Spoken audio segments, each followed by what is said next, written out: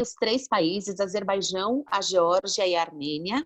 Então, estão rodeados aí de Rússia, do Irã, ao lado da Turquia também.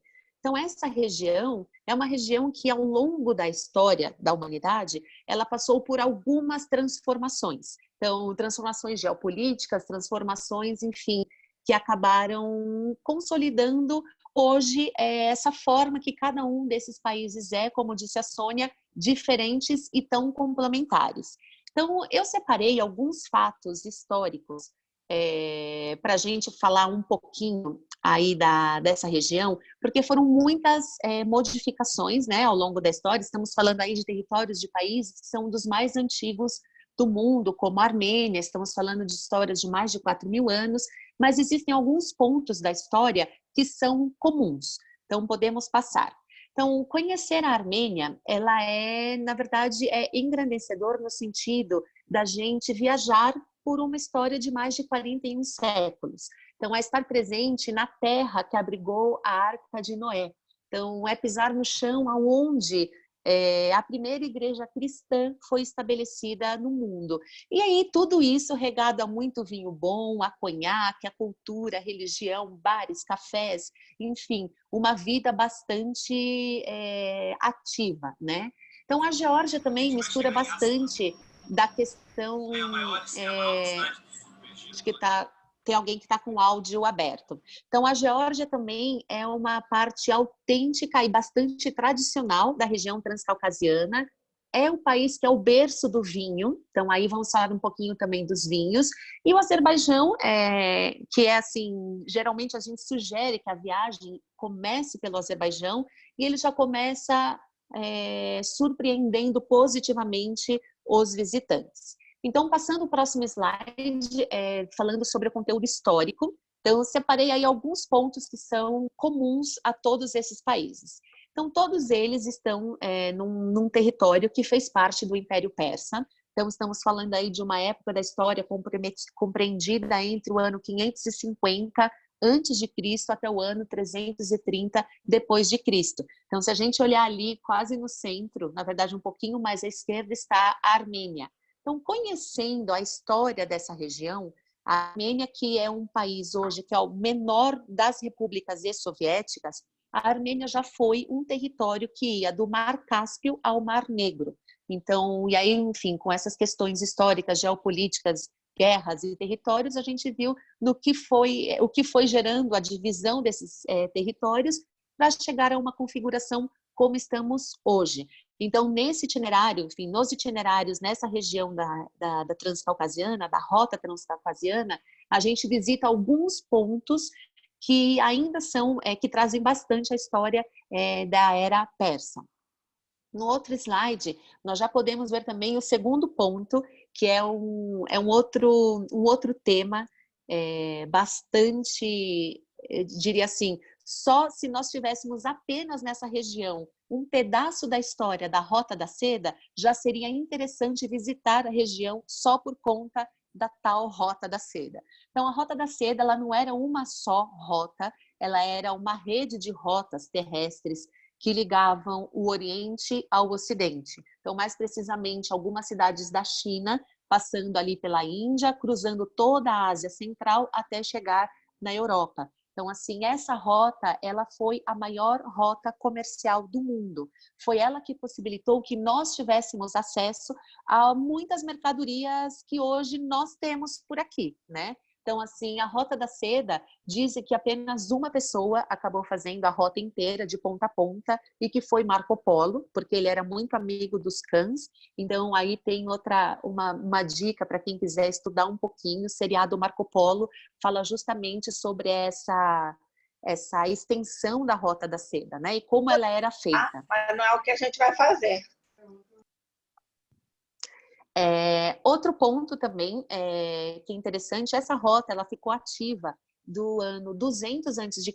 até o século XIV. Aí, quando as rotas marítimas foram descobertas e eles passaram a ver que era mais fácil, enfim, fazer essa rota por mar do que cruzar montanhas, desertos, enfim, toda essa adversidade que tinha aí. Mas, mesmo assim, ela ficou ativa por séculos. No próximo slide já temos o outro contexto histórico que é interessante, e isso relaciona bastante a muitos passageiros brasileiros, né? Então, a Armênia, ela foi o primeiro país a adotar o cristianismo. Então, ali na Armênia, então, há uma cidadezinha que está a uns 35 minutos de Yerevan, está Etmiadzin, que é a primeira igreja cristã do mundo. Então, tanto a Armênia como a Geórgia são os países cristãos que estão aí cercados pelos outros países vizinhos, que são todos muçulmanos.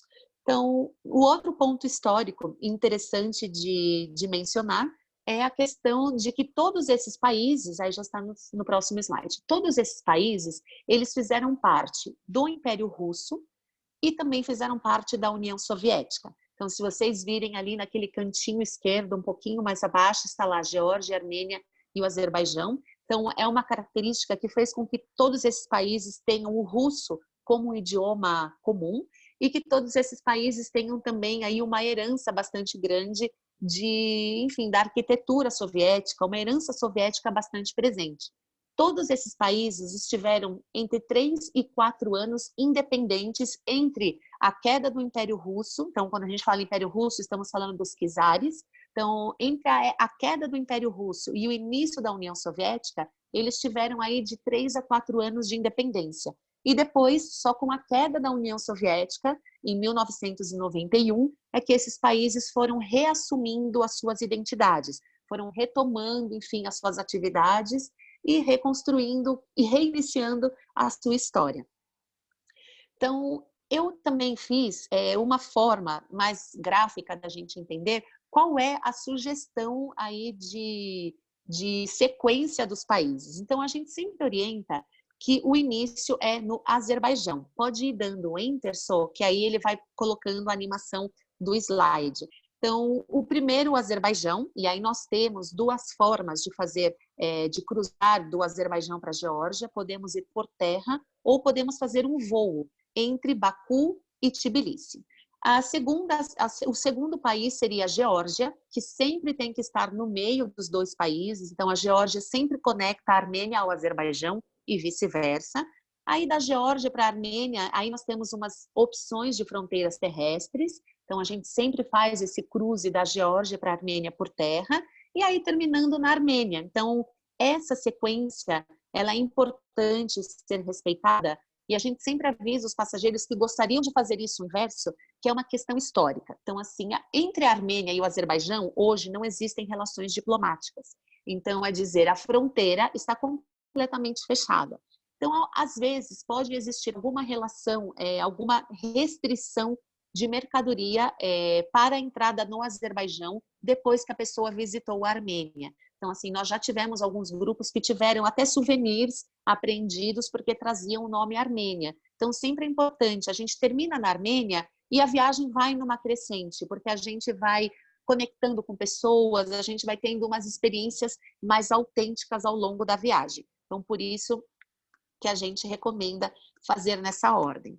E aí, entrando mais especificamente nos países, o que nós reservamos foi mesmo muitas fotos, para que a gente possa trazer um pouquinho, fazer com que vocês viajem um pouquinho para a região do Cáucaso, mesmo estando em casa. Então, o Azerbaijão, a terra do fogo sagrado, que é o que significa o nome, né, literalmente. O aeroporto internacional está na capital, que é a cidade de Baku. Vocês podem ver aí apontadinho no mapa lateral. Então, como curiosidade, nós temos que foi a primeira nação de maioria muçulmana, depois do Egito, a contar com óperas, teatros, universidades modernas. Então, assim, é um país que tem uma modernidade intrínseca aí, na sua capital, enfim, no modo de ser das pessoas. É um país muçulmano, mas que a gente não nota extremismo, nós não notamos alguma parte, assim, algum traço religioso que acaba por inibir os visitantes. Muito pelo contrário, a gente sente que as pessoas falam no Azerbaijão que são muçulmanas, mas por pertencerem a famílias muçulmanas. Então, eu nasci como eu dizer que eu sou católica porque meus pais são católicos, né? Então, é mais ou menos assim a relação de religião no Azerbaijão. Então, é o único país do Cáucaso que precisa de visto para entrada.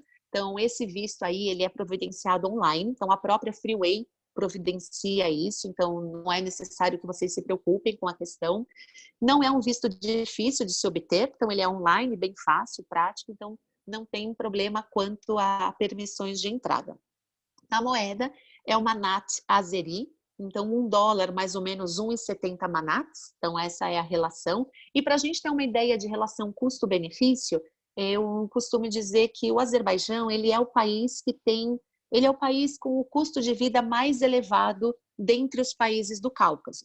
Então o Azerbaijão ele é um país que vive muito do petróleo. Então, existe aí muitas, até eu vou mostrar uma foto da capital que dá para ver uma costa no mar e muita gente me pergunta se tem praia, mas não, essa costa é mesmo utilizada mais para extração do petróleo, não existem praias onde as pessoas ficam como os brasileiros que vão à praia pelo programa de ir à praia. Então, esse não é o destino de praia, é um destino mais cultural. Geralmente, reservamos no Azerbaijão 2 dias inteiros. Na foto, a gente está vendo aqui um contraste da parte antiga da cidade. Então, a foto foi tirada do museu do Azerbaijão. E aí, a gente está vendo para lá a questão da... A gente está vendo para lá, depois dessa torre que está em primeiro plano, a parte moderna da cidade. Então, de tempos em tempos, se vocês acharem, Kelly e Sônia, a gente pode dar uma pausa para responder as perguntas. Eu estou vendo aqui que já pipocou, por que não tem relações diplomáticas entre o Azerbaijão e a Armênia? Então, respondendo rapidamente, por uma questão de território. Então, o Azerbaijão e a Armênia, eles sempre tiveram algumas disputas territoriais. Então, a Armênia, como eu disse no começo, sempre passou por alguns processos que foram tirando o território da Armênia, tirando. E o Azerbaijão foi incorporando territórios da Armênia ao território do Azerbaijão. E é claro que para a Armênia isso não sentou muito bem, então faz pouco mais, enfim, de 50 a 60 anos que eles não têm essa relação diplomática. Então, existe até uma região que está hoje, ela é considerada como região do Azerbaijão, mas a bandeira é praticamente a bandeira armênia. Os habitantes dessa região são 99% armênios, mas é considerado como um território do Azerbaijão. Então, esse que é o ponto aí de conflito entre um país e outro. Então, conflito também é bom a gente entender que não é um conflito que você chega e você fala, está tendo uma guerra na região. Não, então é uma coisa ideológica que acontece, enfim, essa questão do território é meu, você invadiu meu território, que fica mais no imaginário das pessoas e por isso que existe essa quebra de relação diplomática. Podemos passar para entrarmos aí nas imagens do Azerbaijão. Então, a primeira foto que eu trago é essa de Baku, para a gente ter uma ideia do contraste arquitetônico da cidade. Então, a gente está vendo aí próximo a Chama, que o nome desses prédios super modernos ao lado esquerdo é The Flame, em inglês, em português a Chama, então que realmente representa a chama, o fogo, né? A terra do fogo eterno. Nós estamos vendo uma mesquita bem aos pés desse edifício, um pouquinho mais no centro da imagem, os edifícios que são mais abundantes no Azerbaijão, que foram construídos pelos prisioneiros alemães no pós-guerra, e também temos aí uma parte antiga da cidade, a gente pode até passar já para o próximo slide, onde é uma cidade emmuralhada. Vamos passar. Então, aqui estamos vendo um centro cultural que se chama Aidar Aliyev, então, uma arquitetura completamente moderna. Aqui a gente geralmente deixa um tempo livre para que a pessoa possa explorar as galerias dentro do centro cultural. Então, ela quebra totalmente a arquitetura soviética e tenta trazer um pouquinho da sensibilidade azeri. Então, essa é uma construção que não tem nenhuma linha reta, ela é toda curva, simbolizando mesmo a fluidez do fogo, a fluidez do vento. No próximo slide, a gente tem uma panorâmica de Baku. Então, como o Azerbaijão, grande parte das atrações está em Baku e em volta de Baku, a gente traz um pouquinho dessa atmosfera da capital. Então, aqui nós podemos ver a chama novamente, podemos ver a orla do mar.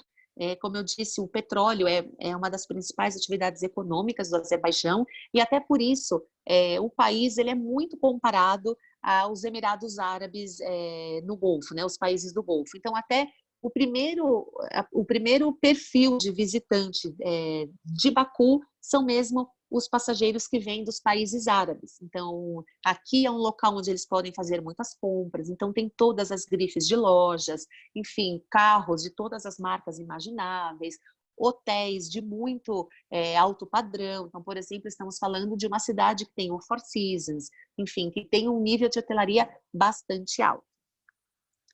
Em volta de Baku, podemos adiantar um pouquinho, passar a apresentação. Tudo que a gente visita no Azerbaijão, de pontos de interesse relevantes, eles estão a menos de 1 hora da capital.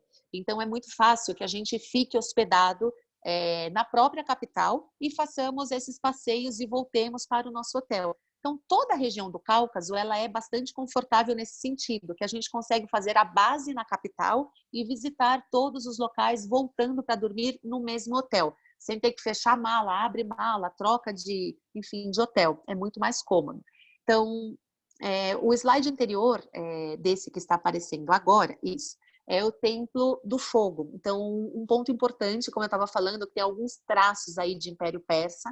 Nós temos aí o Templo de Atesgah, que é um templo zoroastra. Então, na época da Rota da Seda, ele acabava reunindo aqui as caravanas desses comerciantes que cruzavam a região.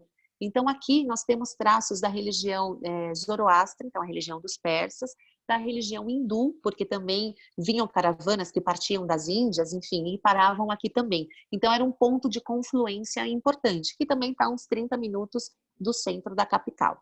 No próximo slide, dá para ter uma ideia de como é a cidade amuralhada. Então, essa cidade que se chama Isheri Sheher é a cidade interior. Então, foi assim que ela é chamada. Então, até antes do boom do petróleo, Baku era só dentro dessa muralha. Então, toda a arquitetura de Baku era como que a gente está vendo aqui. Nesse local é onde tem as lojinhas, onde tem alguns cafés, enfim, a pessoa consegue passar aqui um tempo livre para descobrir um pouquinho o que é o centrinho ali de Baku. É muito seguro, gente. Então, acho que é interessante a gente sempre ressaltar. E muita gente, às vezes, quando não conhece alguma cidade, alguma região que não faz muito parte, enfim, do nosso imaginário, a primeira pergunta que vem na nossa mente é a questão da segurança. Então, eu posso dizer que todas as capitais e todas as cidades que a gente visita é muito seguro. Nem passa pela cabeça a questão do perigo, de verdade. É muito seguro e tranquilo em termos de violência na própria cidade e de conflitos com outros países. Então, é uma região super, super pacífica. Então, a gente nota essa questão da paz desde a hora que a gente chega. E a gente até desacostuma na hora de voltar para casa, de ter que voltar com toda aquela questão da tensão, enfim, que nós temos no nosso dia a dia, que aqui não existe. Então, outra cidade, podemos passar o slide. Outra cidade, só para dar um contraste com a capital, que é Baku, que é uma capital super cosmopolita, é a cidade de Sheki, que ela já está bem próxima à fronteira com a Geórgia. Então, é um slide anterior que está mostrando, mostrando essa ruinha. Então, para a gente ter uma ideia, existem ainda no Azerbaijão cidades que são mais medievais, pequenininhas, como essa aqui da foto.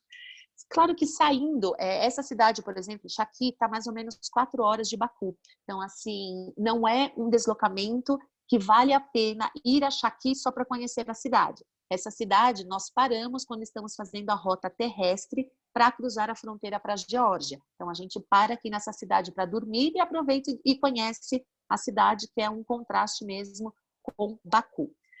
Então, aí já entramos no próximo slide, a Geórgia. Então, antes da gente falar um pouquinho de Geórgia, eu queria dar uma pausa, perguntar para a Kelly se tem alguma pergunta, e para a Sônia, se vocês viram alguma pergunta relevante que a gente tenha que responder agora, ou se vocês preferem deixar para o final da apresentação. Thay, não tem nenhuma pergunta por enquanto, mas eu acho que a gente pode deixar para o final da apresentação. Ótimo. Assim você conclui, né, a sua apresentação e a gente, eu vou falar para você as perguntas que houverem, tá bem? Perfeito, combinado. Então, a Geórgia, que é uma experiência super autêntica, é um local que combina paisagens naturais, então estamos falando de montanhas, de muito verde, com cidades que parecem cidades de contos de fadas. Então, assim, é realmente inesquecível a viagem pela Geórgia. É aquele país que dá vontade de você, se tivesse oportunidade, ficar ali por 15 dias para conhecer cada cantinho, conhecer a gastronomia integralmente, porque realmente é impressionante. Então, o aeroporto internacional fica na capital, que se chama Tbilisi, então uma cidade de mais ou menos 1.100.000 habitantes. A Geórgia, como eu tinha dito no começo, tem fronteiras abertas tanto com a Armênia quanto com o Azerbaijão, e a gente faz um roteiro pela Geórgia conhecendo os principais pontos. Então, o visto aqui não é necessário, é realmente na chegada. Tanto a chegada por aeroporto quanto a chegada terrestre, elas são bem tranquilas em termos de fronteiras, tá? Então, a gente pode falar um pouquinho sobre as fronteiras um pouquinho mais para frente. Mas, só para adiantar um pouquinho o tema, quando nós entramos por terra do Azerbaijão para a Geórgia, a gente tem um trechinho um trechinho da zona neutra que nós temos que caminhar. Então, nós sempre procuramos fazer da maneira mais cômoda para os passageiros, que é um voo. Então, a gente sempre coloca e sempre tenta sugerir para que o passageiro não gaste muito tempo, nem com deslocamento, nem com fronteira, um voo. Então, nós estamos falando aí de um voo entre Baku e Tbilisi de 1 horinha. E a gente tem algumas frequências diárias desse voo, para que possa atender, enfim, as necessidades de cada característica de grupo. Então, a moeda é o lari georgiano, €1 mais ou menos 3,20 lares. E aí, adiantando uma pergunta que sempre acaba acontecendo quando eu falo a questão das moedas, é que cada país tem a sua moeda. Então, cada moeda tem a sua conversão. Então, eu coloquei aqui em relação ao dólar, mas não necessariamente nós precisamos viajar para a região com dólar. A gente pode levar o euro também. Ambas as moedas são aceitas e podem ser trocadas. Eu sempre oriento que a moeda seja, que a gente consiga trocar ao entrar no país um pouquinho da moeda, para ter aí, se a gente quiser comprar uma garrafa de água, quiser comprar um refrigerante, um chocolate, parou na estrada, quer comprar alguma coisa, um café. Então, é importante a gente ter um pouquinho dessa moeda. Nas lojas, geralmente, cartão de crédito é aceito. Então, assim, contando, claro, que tem algumas regiões mais de interior, que aí é mais difícil chegar à tecnologia do cartão de crédito. Então, o dinheiro em espécie mesmo são para coisas pequenas, tá? A gente sempre reserva, na Geórgia, 5 ou 6 dias inteiros para conhecer esses pontinhos que estão aí no mapa, e aí nós vamos chegar a essas cidades interessantes. Então, uma vista panorâmica de Tbilisi. Então, acho que essa é uma foto que representa muito bem a capital. Estamos vendo aí a fortaleza, que é da época medieval, no alto da montanha, e as casinhas coloridas que são típicas da capital georgiana, que vai passando por diversos bairros. Então, é uma diversidade bem interessante no centro antigo de Tbilisi. Pode passar para a próxima foto.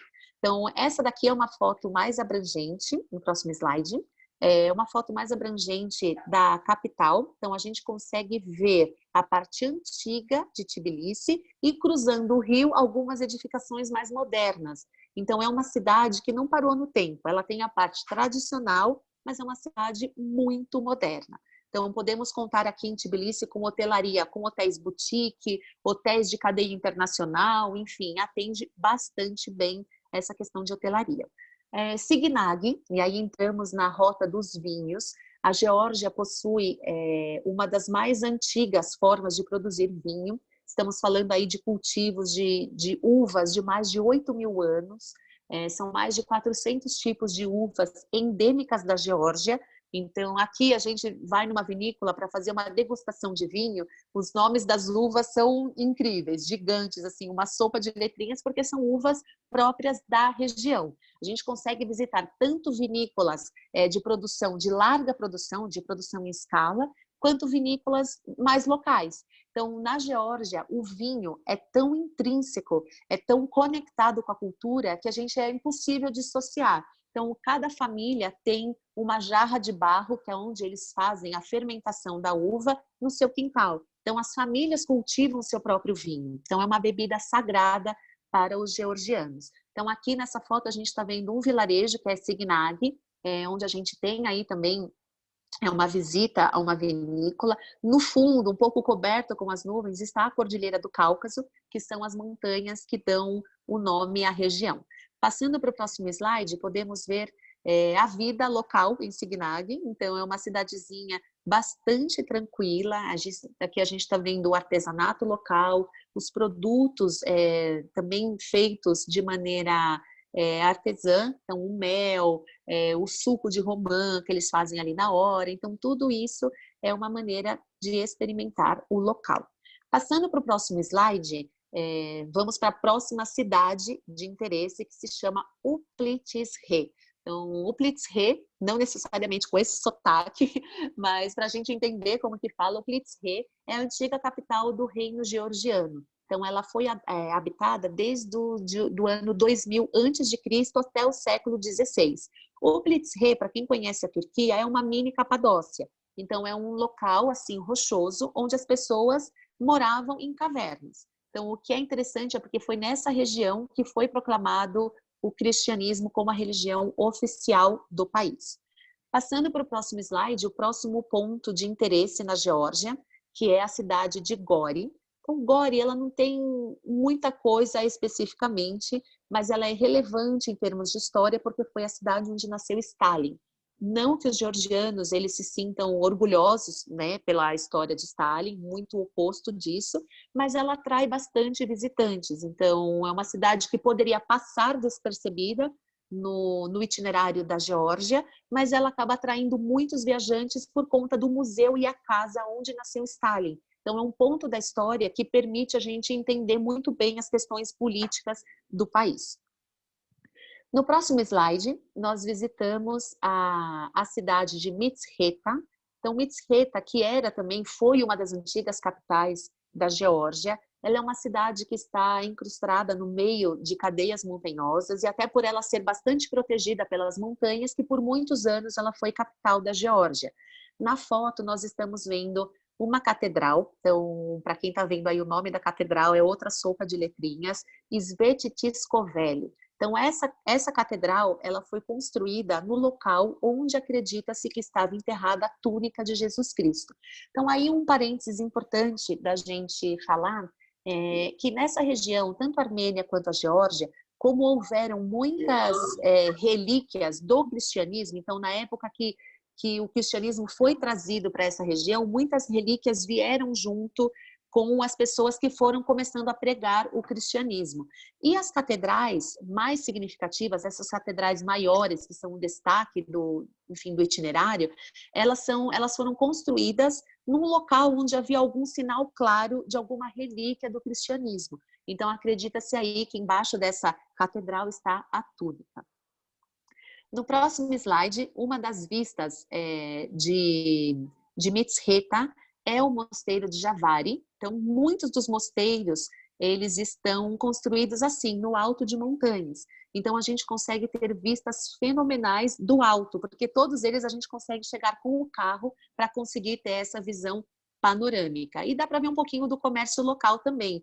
Então, aí tem bastante coisinha de artesanato, para gente, brasileiros que adoram ter aí o seu momento de compras, trazer um souvenir, essa cidade é bastante interessante. Então, passando para o próximo slide, já indo para o norte da Geórgia, em direção à fronteira com a Rússia, nós temos a estrada militar. Então, essa estrada militar, ela foi construída desde a época do Império Russo e ela cruza efetivamente a fronteira entre a Geórgia e a Rússia. E aí nós temos um monumento, o Monumento da Amizade, então que simbolicamente ele retrata a amizade entre Rússia e Geórgia. Então, aqui a gente tem uma questão bem interessante entre a Rússia e a Geórgia, porque a Geórgia é um corredor muito estratégico para a Rússia. Então, assim, como essa região, ela inteiramente, ela foi constituída com base nesses interesses estratégicos, aqui existe ainda um impasse entre Rússia e Geórgia. Então, partes do território georgiano hoje eles são tomados pela Rússia, porque é um território militarmente interessante para a Rússia. Então, existe um pouco dessa questão Rússia e Geórgia, e aí esse monumento foi construído para simbolizar que está tudo bem. Então, a gente faz uma parada, tem uma vista panorâmica dessa região que é linda, Então, no inverno, aqui, muitas estações de esqui são abertas. Então, é um ponto, é um local mesmo de resorts de inverno, por conta das estações de esqui. A gente também organiza aí alguns passeios mais radicais, como o Heli-Ski, que o fornecedor com quem a Freeway trabalha, eles são um dos percursores do Heli-Ski na Geórgia.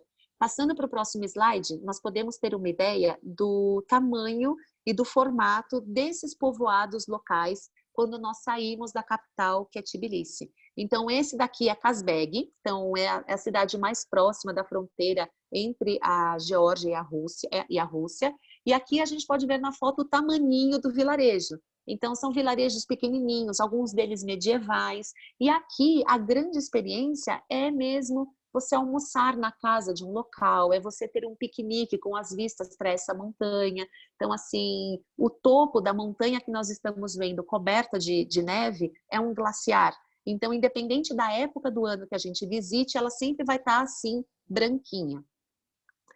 Passando para o próximo slide, existe o mosteiro também, outro mosteiro com uma vista privilegiada, que é o Mosteiro da Santíssima Trindade.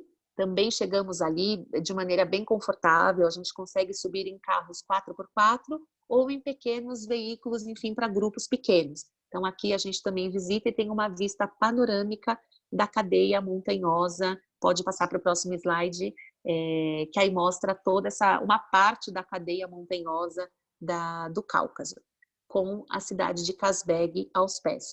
Então, uma grande estrela dessa viagem à região transcaucasiana são as paisagens que nós temos. Então, nós temos capitais super vivas, capitais com comércio, com cafés, restaurantes, com uma vida bem ativa, e temos a parte do interior que é bastante, é bastante autêntica, é parada no tempo realmente.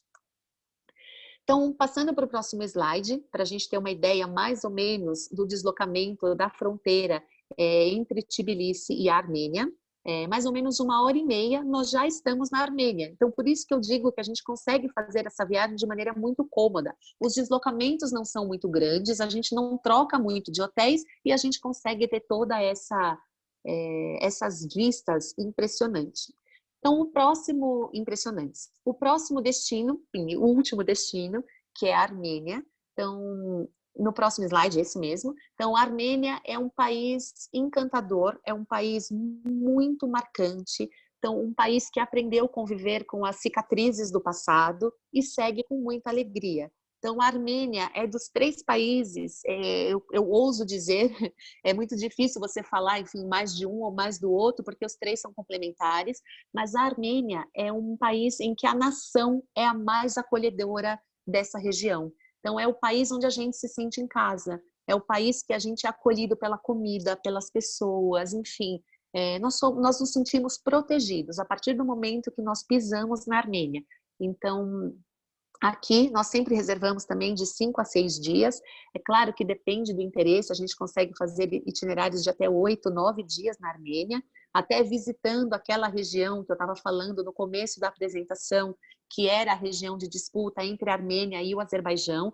É possível que a gente visite, é possível a gente conhecer de perto a realidade dessa região, que se chama Nagorno-Karabakh. Então, a gente consegue fazer essa extensãozinha. Então, tudo depende do número de dias e como a gente quer abordar essa viagem. Então, aqui o aeroporto internacional fica em Yerevan, ou Erevan, que é a capital da Armênia, uma cidade de 2.800 anos. Então, eu tive a felicidade de estar em Yerevan no dia que eles estavam completando 2.800 anos. Então, é bastante antiga. Então, são mais de 3.000 anos de história. No país existem 7 patrimônios declarados pela Unesco como Patrimônio da Humanidade. Não é necessário visto para passageiros brasileiros chegando na Armênia. Então, como eu disse, apenas o Azerbaijão precisa de visto. Geórgia e Armênia, não. Então, a moeda local é o dram. Então, $1, mais ou menos 487 drams armênios. E é muito fácil a gente trocar a moeda em qualquer lugar. Então, aqui a gente está vendo no mapa os pontinhos que a gente visita.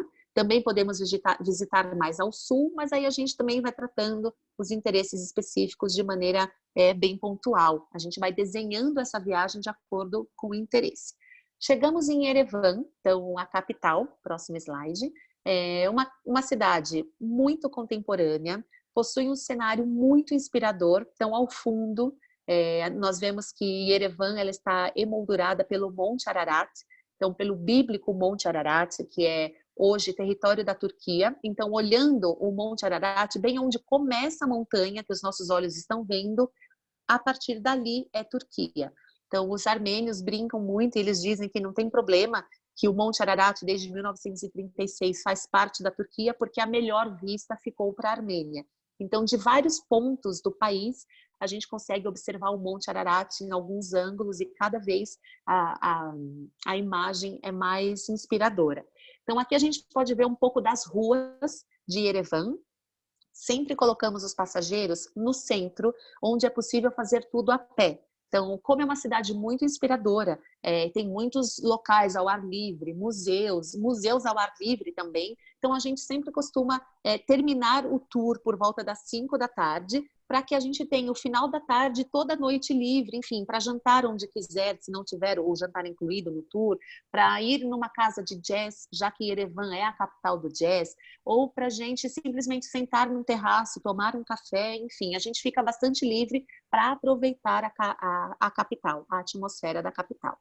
Aqui, no próximo slide, um ponto que não é obrigatório a visita, mas nós podemos incluir, porque faz parte de um marco bastante triste da história armênia, que é a questão do genocídio armênio. Então, existe um museu e um memorial ao genocídio, então, que foi ocorrido entre 1915 e 1923.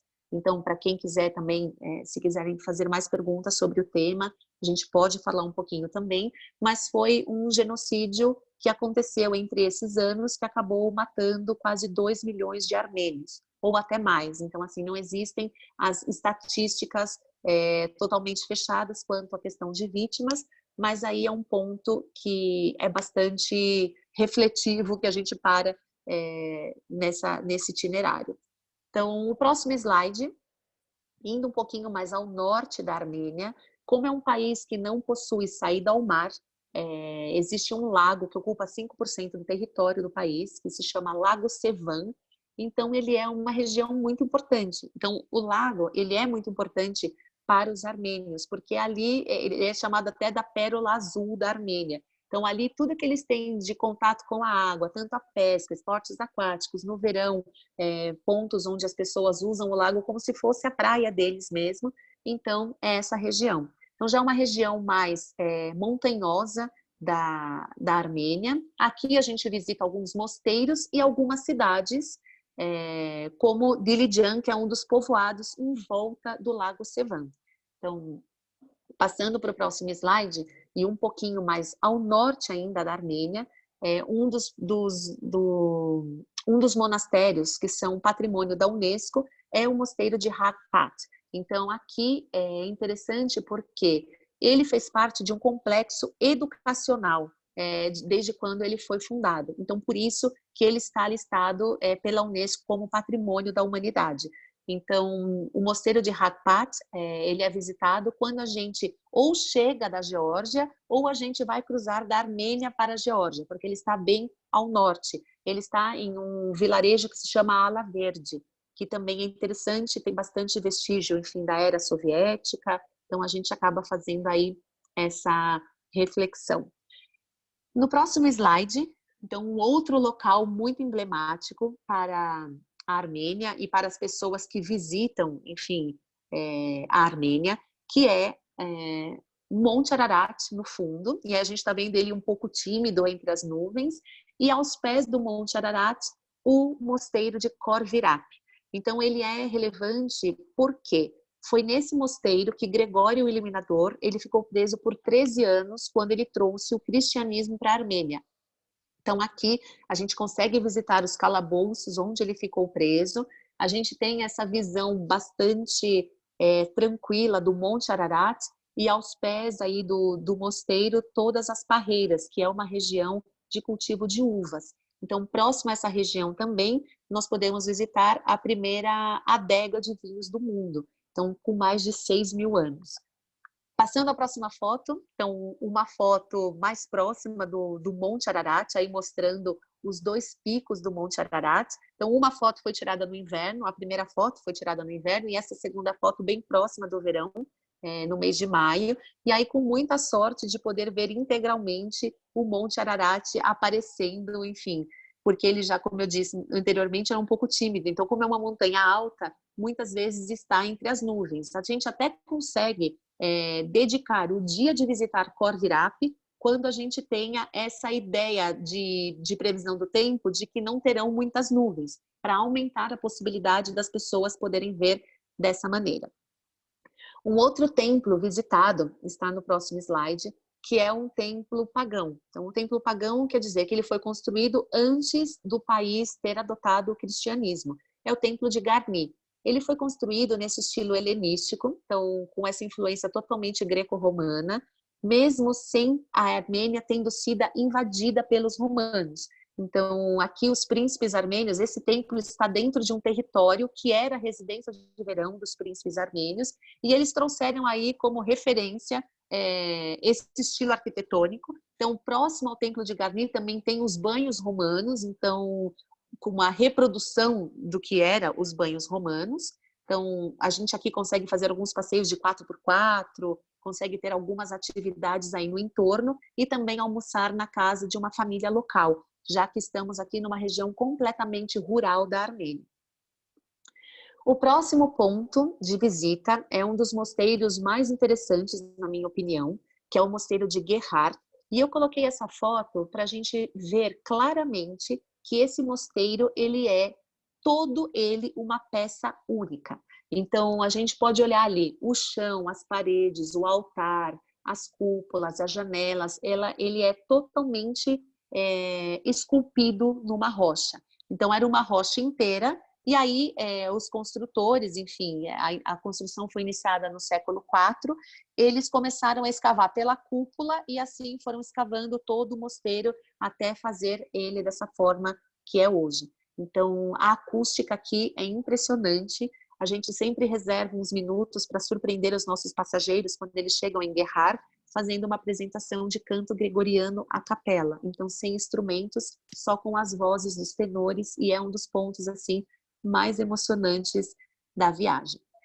No próximo slide, a tão esperada primeira igreja cristã. Então, muita gente viaja para a Armênia, tem a curiosidade de conhecer essa igreja, que se chama, a Catedral de Etmiadzin. É claro que quando ela foi construída, em 301, ela não tinha esse formato. Então, esse formato ele é bem mais recente, né? Ele é do século XIII, século XIV. Mas a primeira capela construída foi aqui, nesse local. E esse local está mais ou menos uns 30 minutos, 25 minutos de Yerevan. Então, um outro ponto de destaque na Armênia, então falando de coisas, agora nós já almoçamos, então não temos aí o problema de ficar com fome, mas para abrir o apetite, na Armênia sempre temos alimentos frescos. Então, ali a produção é toda orgânica, então a alimentação é muito baseada em verduras, legumes, frutas da estação. Então, a comida armênia agrada muito. A gente pode ir passando os próximos slides para ir falando um pouquinho da comida. Então, eles têm muito a questão das pastinhas, dos legumes, o pão armênio. Então, o pão armênio, que propriamente é um patrimônio UNESCO, então o lavash, eu vou mostrar para vocês também a questão do pão. Esse aqui é o peixe, que é um dos pratos típicos do Lago Sevan, da região norte ali do Lago Sevan. Então, o peixe assado com legumes. O almoço orgânico na fazenda, então, que a gente sempre tenta incluir, é a comida super saborosa. Então, a Armênia, ela traz pra gente a comida de verdade. Então, não são comidas processadas, é tudo muito natural. Então, no próximo slide, nós podemos ver aí o lavash, que é o pão armênio. Então, ele é aberto uma massa bem fininha, ela fica como se fosse uma toalhinha mesmo. Eles colocam nesse bastidor, que parece uma almofada, e grudam na parede do forno. Então, esse pão ele é assado na parede do forno. Então, muitas vezes a gente chega num restaurante de uma família e o lavash está saindo quentinho e você pode provar ali na hora. E até participar de como produz o lavash. Então, outra coisa que é muito típica da Armênia, então, como na Geórgia o vinho é muito típico, na Armênia o brandy, ou seja, o conhaque é muito típico. Então, a gente visita aí algumas fábricas, ou podemos selecionar uma fábrica para visitação, onde a gente pode fazer a degustação e harmonização do conhaque. Então, essa daqui é uma delas que fica na capital, Yerevan. Para aqueles passageiros que têm um tempinho maior de viagem, que a gente pode sonhar em apresentar um pouquinho mais, existe a região de Tatev, que está no próximo slide, que é um dos mosteiros mais impressionantes da Armênia. Então, para a gente chegar a esse mosteiro, a gente passa, na verdade, o acesso é feito por um teleférico. Então, esse teleférico, que é o maior cabo de teleférico do mundo, são quase 15 minutos que a gente vai de um ponto até o mosteiro de Tatev e a gente vai sobrevoando, enfim, com o teleférico, os povoados ali embaixo, as cadeias montanhosas. Nesse ponto, nós estamos muito próximo à fronteira com o Azerbaijão, à fronteira com Nagorno-Karabakh. Então, aqui a gente pode já ver uma natureza muito mais abundante, muito mais assim de selva e árvores do que o norte da Armênia. Então, aqui, o último slide era para dar uma inspiração para vocês. Então, aqui os 3 países, tudo que é visitado nessa viagem incrível pelo Cáucaso. Eu espero que eu não tenha passado rápido demais. Eu espero que tenha deixado um gostinho de conhecer essa região. E acho que a gente pode abrir para as perguntas. Sim, Thay, podemos abrir para as perguntas. Uhum. Uma das perguntas você já respondeu, das relações diplomáticas. Uhum. Aí a próxima pergunta foi em relação ao idioma, né? 3 países, as pessoas falam inglês, mais ou menos, um pouco. Sim, as pessoas falam... Uhum. Sim, pode concluir. Sim, então falando do idioma, acho que a gente pode ir por tópico. O idioma. Então, entre eles, todo mundo fala o russo. E cada país tem o seu idioma próprio. Então, o Azerbaijão fala o azeri, na Geórgia o georgiano, na Armênia o armênio. Mas eles também falam inglês, enfim, amplamente. Nas regiões dos interiores, quando a gente sai da capital, é mais difícil a comunicação em inglês. Então, a comunicação não é tão fluida, ela é uma comunicação mais picada, baseada em palavras, né? Então, how much? E aí fala o preço.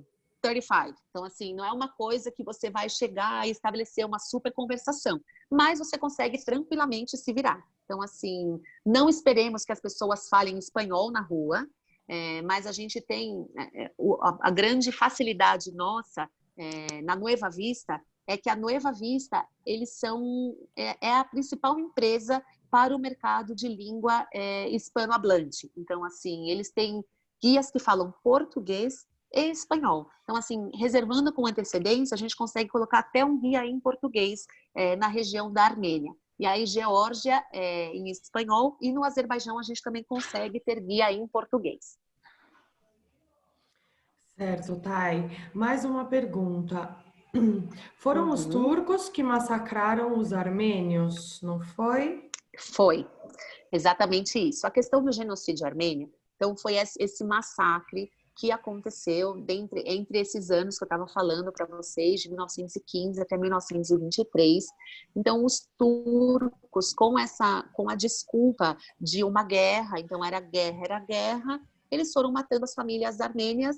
E hoje, na verdade, os armênios se referem a essa região da Turquia, que é toda a fronteira da Turquia com a Armênia, como a Armênia Ocidental.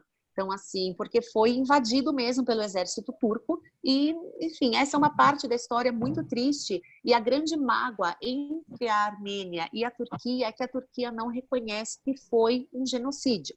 Então, a Turquia afirma que era uma guerra, então, assim, não era nada contra os armênios, e os armênios sabem claramente que era. Então, assim, era só perguntar o nome da pessoa, o sobrenome, se terminava com o Ian, que é a terminação típica, enfim, dos armênios, a família inteira era dizimada. Então, assim, é um momento muito triste, já são, acho que, 104 anos do genocídio armênio, e eles têm aí alguns memoriais, enfim, para não esquecer do que aconteceu. Mas eles conseguem seguir de uma maneira, enfim, muito otimista e muito, até diria, exemplar essa história. Então, eles seguem, eles lembram, sabem o que aconteceu, é uma coisa que está ali guardadinha, mas eles seguem a vida com muita alegria. Legal, legal, Thay. Mais uma dúvida. O Uhum. cristianismo na Armênia é o da Igreja Ortodoxa? É o da Igreja Ortodoxa, então é o ortodoxo gregoriano. Então, eles seguem o calendário gregoriano, então, que é o calendário antigo. Então, por exemplo, o Natal, eles não celebram no dia 25 de dezembro, eles celebram no dia 6 de janeiro. Então, tem algumas Uhum. diferenças aí de datas, mas é o calendário antigo, o calendário gregoriano, eles são ortodoxos. Legal. Tem uma pessoa aqui que perguntou, a Maria Tereza, fale um pouco sobre a seda, dá para comprar? Eu não entendi muito bem a pergunta, eu acho que Ah, ela por quer que conta da você... rota da seda. Eu acho que é por conta da rota da seda, né? Então, assim, hoje Ah, existem. eu acho que... Não, não, não. Eu acho que ela pergunta sobre a seda mesmo, se dá para comprar seda. Olha, Eu acho que é a essa a seda, pergunta. existem aí bastante. Uma coisa interessante, então vamos começar das comprinhas, né? Então, uma coisa interessante é que a região, ela não é uma região que apela para o consumismo. Então, assim, nós estamos falando de uma região que, enfim, foi comunista por muito tempo, então não existe o apelo para o consumismo. Então, existem lojas, existem coisas bastante típicas que podem ser compradas. Então, por exemplo, na Armênia, existem alguns ateliês de seda que você pode comprar os lenços, enfim. Tem alguns ateliês que fazem com pintura típica armênia, com os símbolos da Armênia. Então, assim, tudo isso a gente encontra facilmente pelas ruas. Mas hoje dizer assim, o forte dessa região é a seda, o forte dessa região, não. Tem algumas mercadorias que são fáceis de encontrar. Por exemplo, a seda, por exemplo, prata, por exemplo, a cerâmica. Então, a gente consegue algumas coisinhas aí. Tapeçaria, então tem bastante tapeçaria nos 3 países que a gente consegue comprar de maneira até... Não são preços muito caros, não, essa região para comprar essas coisas. É claro que algumas capitais existem lojas de muito bom gosto, que a gente vai comprar aí mercadorias de designers. Então, sempre tem um conceito atrás. Então, a gente não vai encontrar coisinhas feitas na China que são distribuídas por preço de banana. Então, tudo tem alguma ideologia por trás, enfim, algum conceito de sustentabilidade, até para a gente conseguir sustentar esses povoados que estão em volta das capitais. Ótimo, Thay, perfeito. Eu acho que tem mais uma pergunta aqui que eu vou em relação. Uhum. Perguntaram sobre o tempo ideal, quantos dias é o ideal para fazer os 3 países. A gente tem essa sugestão no nosso site de roteiros que contemple os 3 países, mas se você quiser mencionar, e também Uhum. perguntaram o custo de vida em relação ao Brasil. Você mencionou que o Azerbaijão tem um custo alto, Mais elevado. Uhum. né? Então, fala um pouquinho dos outros países, de repente, para fixar essa informação melhor. Tá bem. Tá bem. Então, assim, sobre a questão do número de dias, então, como você disse, a Freeway já tem umas opções de itinerários e a gente consegue combinar a partir de 13 dias, 14 dias, 15 dias no total, os 3 países. Então, por exemplo, 5 dias Armênia, 5 dias Geórgia, 2 ou 3 dias no Azerbaijão. Então, a gente consegue fazer essa distribuição desta maneira. Em relação ao custo de vida, então, assim, vamos comparar, por exemplo, um almoço e um jantar. Então, um almoço no Azerbaijão, por exemplo, nós comeríamos por 35, 40 dólares. Então, com bebida, comida, sobremesa. Na Geórgia e na Armênia, esse preço já cairia para 15, entendeu? 20 estando. Então, a relação é mais quase a metade do preço na Geórgia e na Armênia em relação ao Azerbaijão. Então, e isso também acompanha a hotelaria. Então, a hotelaria no Azerbaijão, ela é mais cara do que nos outros 2 países. E a gente sempre também tem que informar que a questão da estrutura do turismo, o conceito do turismo no Azerbaijão, ele está em outra época em relação com a Geórgia e a Armênia. Então, a gente às vezes paga mais caro no Azerbaijão e a gente tem um pouquinho menos de serviço do que nos outros países. Mas isso não quer dizer que o fornecedor é ruim ou que... Não, isso quer dizer que o país ele está abrindo para o turismo agora. Então, ainda existem muitas adaptações que eles vão fazer e está continuamente se transformando para chegar num nível de turismo bastante competitivo com os outros destinos. Maravilha, tá. Eu acho que tem uma última pergunta que imagino que tenha muita gente fã de vinhos e ficou com vontade de conhecer os vinhos peculiares dessa região, né? Então, perguntaram se é feita uma visita em cada país nas vinícolas. É uma visita por país, as vinícolas? Olha só, no Azerbaijão nós não temos vinícolas. Então, assim, o grande ponto alto de visita às vinícolas é na Geórgia. Então, a Geórgia, na Armênia também possuímos, só que a Geórgia é o grande destaque se a pessoa vai para o tema de vinhos. Então, sim, a gente consegue até visitar 3, 4 vinícolas diferentes, fazer, enfim, 3, 4 degustações em vinícolas diferentes e até fazer a harmonização desses vinhos com a comida. Então, assim, a gente consegue fazer num nível bem profissional na Geórgia. Então, já tivemos até grupos de incentivo de vinhos e a gente conseguiu atender bastante bem essa questão de fazer uma viagem bastante temática dos vinhos georgianos. Então, desde a vinícola mais pequenininha até aquelas que produzem em larga escala para exportar o vinho. Então, a gente consegue ter essa abrangência, esse leque aí. Maravilha. Eu acho que em relação às dúvidas, a gente já fez todas as perguntas. A Sônia, a nossa diretora, ela está aqui participando. Eu vou passar a palavra para ela. Ela quer dar alguns recadinhos para a gente em relação aos roteiros que a gente tem no site, que a gente planejou para esse ano, mas que adiamos para ter no ano que vem. Sônia, você quer dar uma palavrinha para a gente, antes da gente finalizar? Oi. Sim. Então, obrigada, Kelly. Obrigada, Thay. Parabéns mais uma vez pela esplêndida explanação, sempre muito rica, sempre aprendemos Obrigada muito. Então, gente, acho que dá para perceber que é uma região, é uma viagem muito rica, né, gente? Tanto em aspectos históricos, culturais, religiosos, mesmo da natureza, né? Gastronômico, toda a história, a religião, gastronômico, vinho, exatamente. E como a natureza ela é incorporada na história, né?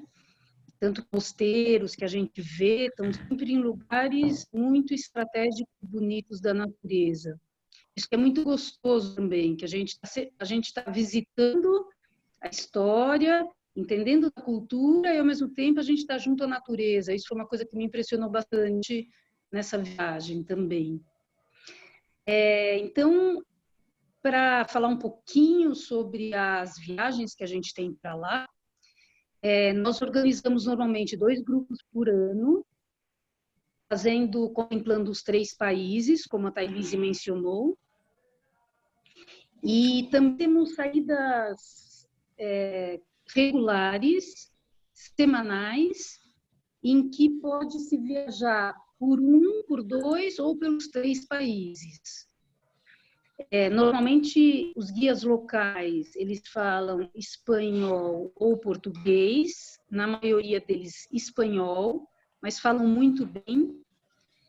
E, aliás, uma coisa muito interessante também dessa viagem é que realmente, como os 3 países fizeram parte do período soviético, então, apesar das grandes diferenças que eles possuem entre si, principalmente o Azerbaijão dos demais, pelo fato do Azerbaijão ser um país muçulmano, eles guardam esse fio em comum, que é essa passagem pelo grande período soviético, que foram muitos anos.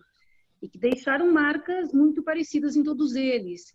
E os guias que os conduzem, muitos deles, eles fizeram parte dessa época. Então, eles são em viva e passam muito bem para a gente toda a diferença da época de então e de hoje e a passagem dessa época, não é? Como foi. E até resquícios de como é hoje, como, por exemplo, essas regiões da Geórgia ainda são de domínio russo e assim por diante.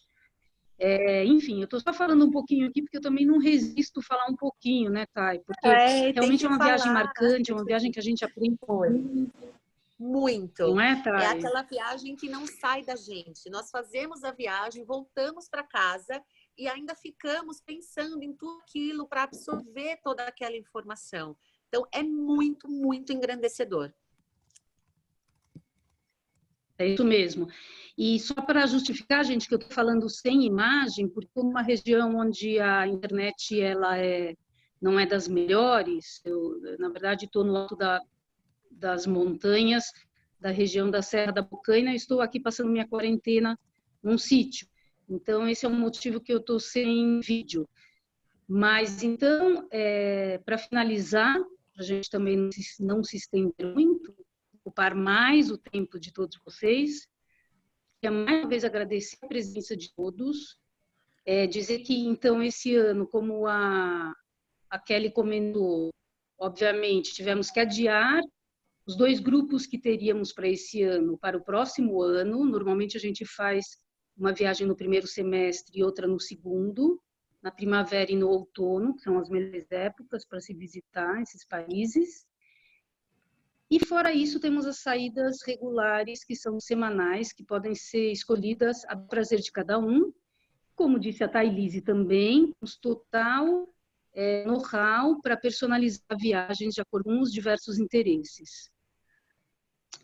Então, mais uma vez, obrigada a todos. Aproveito para dizer que amanhã, às 8h30 da noite, temos uma live com Alexandre Martins, que é o nosso guia de diversas regiões das Minas Gerais.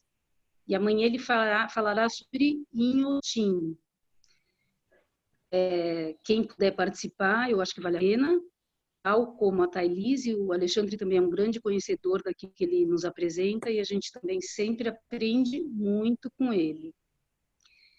Muito obrigada a todos. O nosso site ele vai sendo abastecido com as informações das novas viagens. Então, lá vocês podem encontrar todas as viagens que vão acontecendo. Esperamos que a gente possa nos encontrar brevemente presencialmente, em novas palestras presenciais, e que todos estejam bem, e um bom final de dia a todos, gente. Muito obrigada. Obrigada, gente. A todos. Boa Obrigada tarde. a todos. Boa tarde.